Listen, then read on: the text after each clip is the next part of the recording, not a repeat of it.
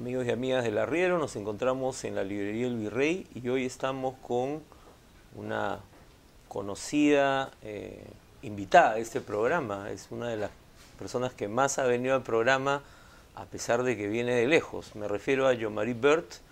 Ella es asesora principal de WOLA, una oficina que durante muchos años ha acompañado la causa de la defensa de los derechos humanos en el Perú y en América Latina. Y también es profesora de la George Mason University, ha hecho diversos trabajos sobre la violencia, sobre el periodo de Alberto Fujimori, sobre Marilena Moyano, tiene trabajos muy interesantes que sería bueno que se conozcan más en el Perú. Y ella ha venido a Lima para participar en un seminario sobre el tema de los procesos de judicialización y nos va a contar en qué momento se hallan varios juicios que son muy importantes y que normalmente los medios de comunicación nacional no los reportan y no los informan. Jean-Marie, bienvenida. Hola Javier, mucho gusto estar contigo.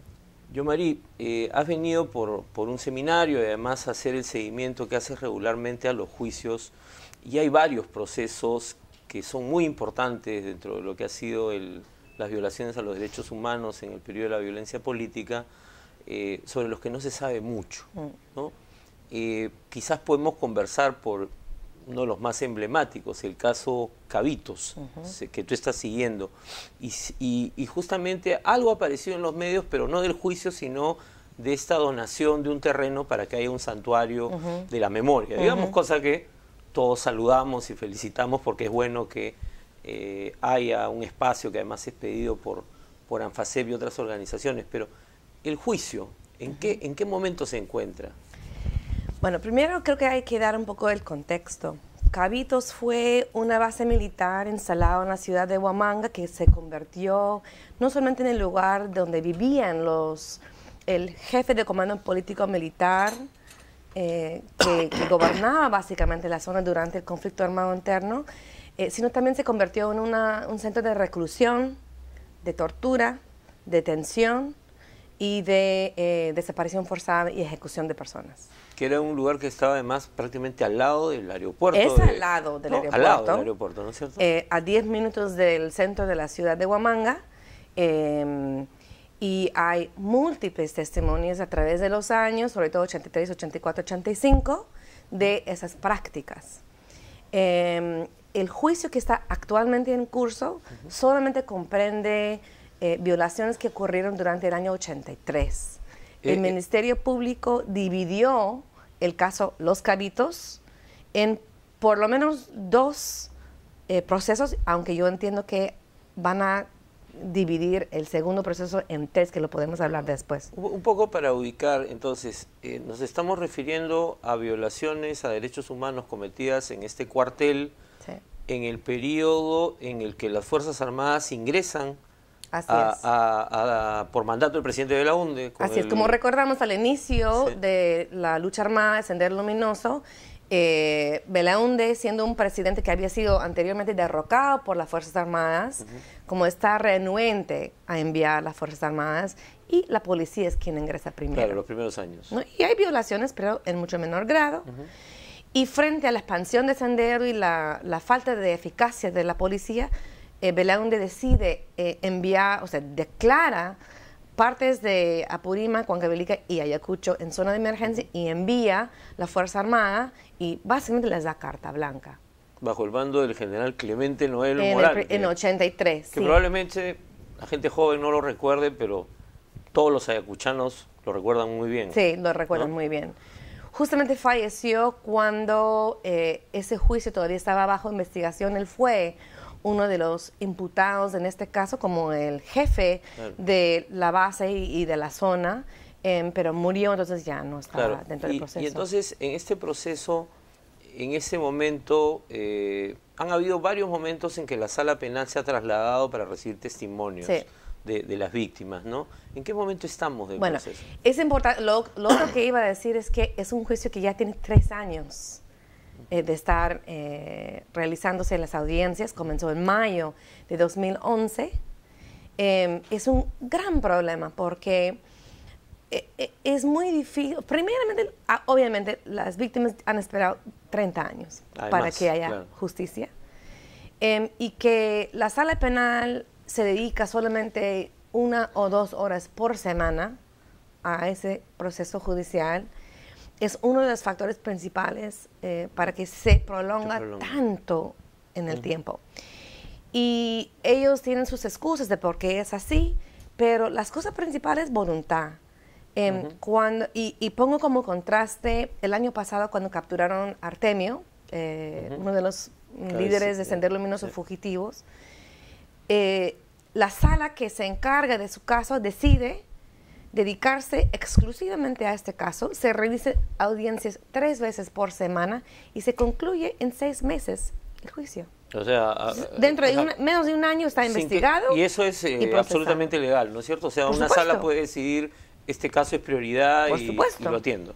Por supuesto. Y lo más grave todavía es que la Sala Penal Nacional, cuando tomó ese nombre después más o menos en 2004-2005, se piensa que va a trabajar solamente casos de terrorismo, derechos humanos y crímenes de lesa humanidad.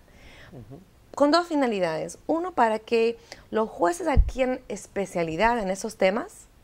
Se concentren en esa materia.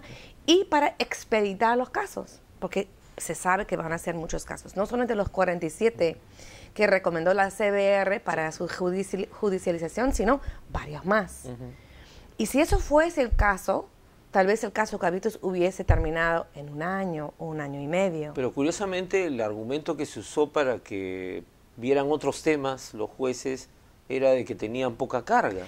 Eso fue al inicio, porque el otro problema es obviamente que desde el Ministerio Público hay grandes demoras. También hay falta de recurso humano, recurso logístico y hay una cantidad de casos para tan pocos fiscalías dedicados a esos casos. Pero ahora no es el tema. Incluso el caso Cabitos esperó 3 años entre el momento de la acusación fiscal hasta que comenzó el juicio oral. O sea, la situación hoy en día es diferente. Entonces, lo que tendría que haber es varios colegiados dedicados exclusivamente solamente ahora hay 2 que se dedican a casos de derechos humanos, de 7. ¿Y esta demora es por presiones de Fuerzas Armadas, actores políticos? O sea, aparte de... Bueno, sabemos que hay muchas presiones. O sea, en algunos momentos las presiones han sido públicas y notorias. Por ejemplo, durante el gobierno de Alan García, tanto el presidente como su vicepresidente Jean Petri, como sus diferentes ministros de defensas, más notoriamente tal vez Rey, hubieron varias presiones, ataques a las organizaciones que representan a las víctimas, por ejemplo. Y una fiscal acusaciones, también, ¿no? o acusaciones de que están persiguiendo políticamente a las Fuerzas Armadas en esos juicios. Ahora las presiones no son tan abiertas, no tan públicos, pero yo tengo entendido que hay otros tipos de presiones, más bien detrás de las puertas. Y entonces el proceso avanza lentamente. Muy lentamente. No tenemos una fecha que uno puede decir, bueno, en 6 todavía meses, tiene para en 1 año. Por lo menos puede ser hasta 1 año más. Mira, ya tomaron todos los testimonios de los sobrevivientes de Cabitos, porque hay más o menos 15 personas que fueron detenidos, llevados al cuartel o a otros centros de detención como la Casa Rosada. Fueron torturados, la mayoría de ellos.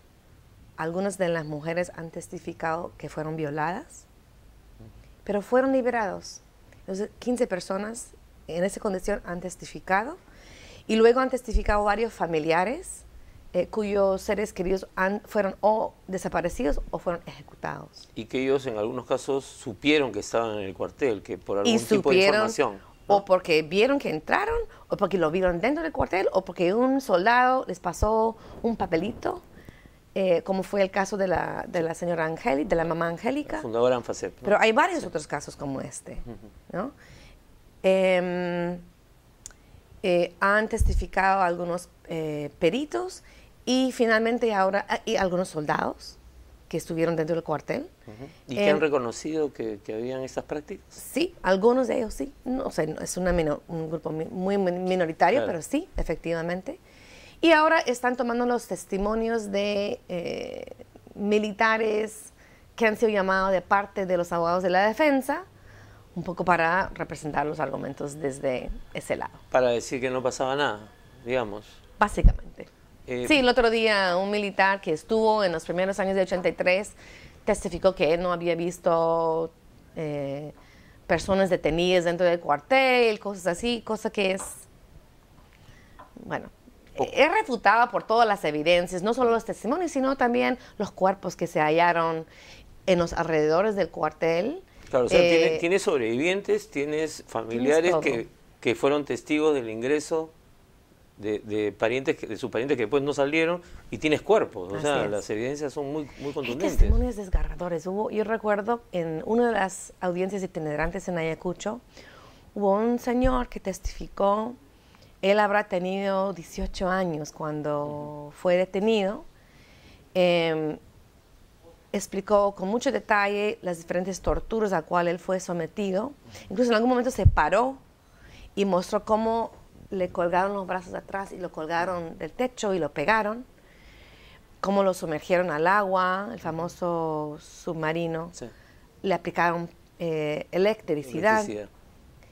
Y cuenta luego cómo en algún momento le llevan a él y varias otras personas en un camioneta a una suerte de abismo, o sea, una quebrada, claro. Y los ponen en fila y todos están con, ¿cómo se llama? Tienen los ojos blindados. Entonces él no ve, aunque por debajo él puede ver pues sus pies y los pies de los que están parados al lado de él. Y dice que están todos ahí parados y de pronto escucha ¡pum!, un disparo y siente y escucha que un cuerpo cae. O sea, ¡pum! Y otro, y ve que uno que está al costado de él cae. Entonces él dice, en mi cabeza yo pensaba que, bueno, yo soy próximo. Pero por alguna razón, a él y un par más no los matan. Los vuelven a subir a la camioneta, vuelve a Cabitos y después de un tiempo es liberado. Entonces vive para contar esa experiencia. Desgarrador, ese tipo de testimonio. Yomari, tenemos que hacer una pausa y vamos a continuar para hablar de otro caso y otros casos que son también muy importantes y con estos testimonios como el que nos acaba de dar Yomari Ver. Volvemos.